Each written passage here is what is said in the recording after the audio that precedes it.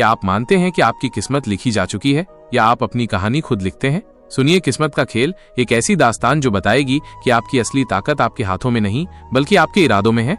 तैयार हो जाइए, ये कहानी आपकी सोच बदल देगी। और सब कहें ये नहीं हो सकता, तब क्या आप हार मान लेंगे या अपने भीतर की विजय तलवार को जगाएंगे? किस्मत का खेल सिर्फ एक कहानी नहीं, ये आपकी हिम्मत और जीत का नया रास्ता है।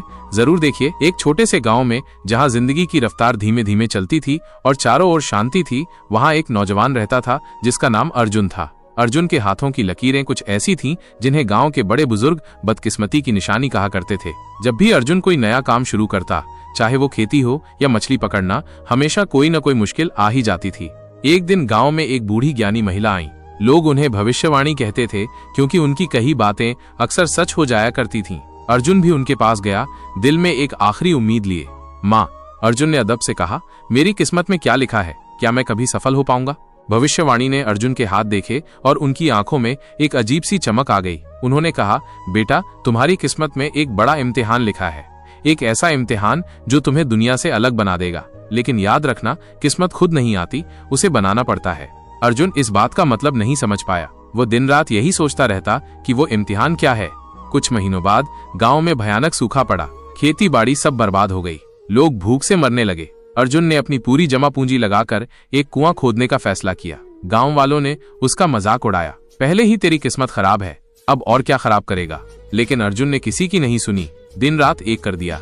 हर रोज वो खोदता खोजता, लेकिन पानी का नामो निशान नहीं। लोग उसे पागल कहने लगे। एक सुबह जब अर्जुन खोद रहा था, उसके फावड़े से एक धातु का टुकड़ा टकराया। उसने सोचा शायद कोई पुराना बर्तन है। जब उसने उसे साफ किया तो वो हैरान रह गया। वह एक चमकती हुई तलवार थी जिसके हैंडल पर कुछ अजीब से निशान बने हुए थे। जैसे ही उसने तलवार उठाई, जमीन से पानी का एक जोर से फव्वारा फूट पड़ा। गांव में खुशी की लहर दौड़ गई। अर्जुन हीरो बन गया। लेकिन कहानी यहाँ खत्म नहीं हुई। उस तलवार की खबर आसपास के राज्यों तक पहुंच गई। कहा जाता था कि ये तलवार विजय तलवार है, जिसके पास भी ये होती है वो कभी हार नहीं सकता। राज्यों के राजा उस तलवार को पाने के लिए झगड़ने लगे। अर्जुन की जान खतरे में आ गई। एक रात जब अर्जुन सो रहा था, कुछ डाकू उस तलवार को चुराने आए। अर्जुन जाग गया। उसने तलवार उठाई और जो उसने देखा वो उसके लिए किस्मत का सबसे बड़ा खेल था। तलवार के निशान चमकने लगे थे और उनसे एक आवाज आई, अर्जुन, तुम्हारा इम्तिहान अब शुरू होता है। तलवार की शक्ति उसमें नहीं जो उसे पकड़े, बल्कि उसमें है जो उसे सही मकसद के लिए इस्तेमाल करे। अर्जुन ने उस तलवार का इस्तेमाल डाकुओं को भगाने के लिए किया, लेकिन उसने उस तलवार को किसी राजा को नहीं दिया। उसने उस तलवार को उसी कुएं के पास एक मंदिर में स्थापित कर दिया जहां से पानी निकला था। उसने कहा, ये तलवार मेरी नहीं बल्कि इस गांव की शक्ति है। ये याद दिलाती है कि जब तक हम मेहनत करते हैं और सही राह पर चलते हैं, तब तक किस्मत हमारा साथ देती है। गांव का सूखा खत्म हो गया। अर्जुन ने उस कुएं के पास एक पाठशाला बनाई जहां उसने बच्चों को मेहनत और ईमानदारी का पाठ पढ़ाया। लोग अब उसे किस्मत का मसीहा कहते थे। अर्जुन की कहानी हर तरफ फैल गई। अर्जुन की किस्मत ने सच में एक नया मोड़ ले लिया था। गांव में शांति और खुशहाली लौट आई। उसकी बनाई पाठशाला में बच्चे अब बड़े बड़े सपने देखने लगे थे।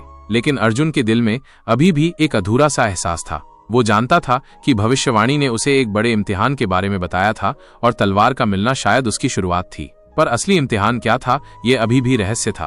क्या आप ऐसी कहानियों की तलाश में हैं जो आपके अंदर एक नई ऊर्जा भर दें और आपको जीवन को एक सकारात्मक नजरिए से देखने में मदद करें? तो फिर द मोटिवेट स्टोरी आपका इंतजार कर रहा है। हमारे साथ जुड़ें और प्रेरणा के इस सफर का हिस्सा बनें। अभी सब्सक्राइब करें और सकारात्मक बदलाव महसूस करें।